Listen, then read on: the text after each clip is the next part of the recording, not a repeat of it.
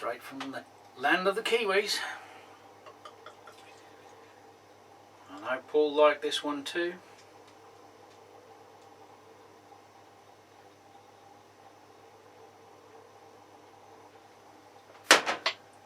Smells like a...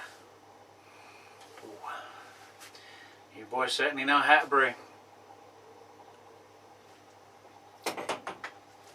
So, not the best homebrew Wednesday. A week has gone now since we lost Paul, and this is the first chance I've had to sort of say my goodbyes.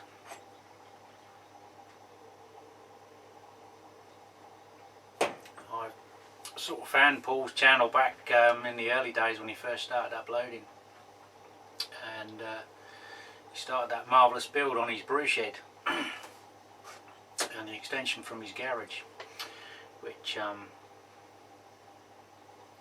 roped a lot of people into watching the guy's channel, because he was building what most of us dream of having a dedicated brew space, and we saw that come to fruition through his videos and all his other exploits, and his love for beer, not just brewing it but promoting craft beer from New Zealand and enjoying beer from all over the world.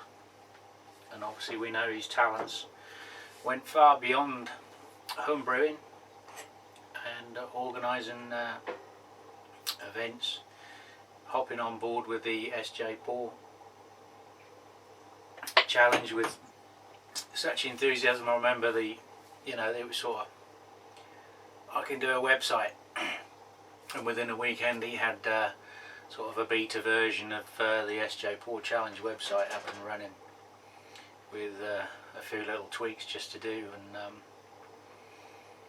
his enthusiasm for that was a driving force, I think,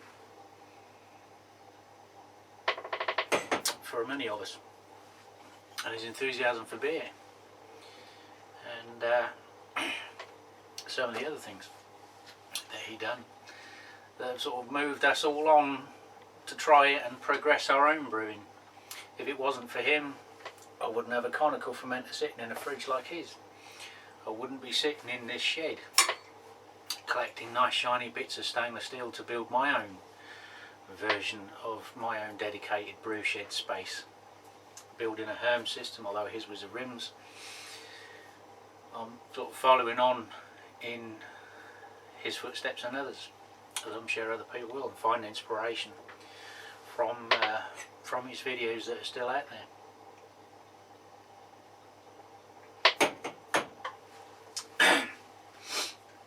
And I think it's his enthusiasm, his knowledge and his spirit will live on with us through YouTube. But I think it meant more to many of us, because we get to know one another through YouTube, Facebook, Uvu. I had the Uvu Brew Day with him and Harry, Tom and a few other guys. You get more of a personal insight into someone than you do on a forum, and I think that's why it touched us more than probably the news would have done.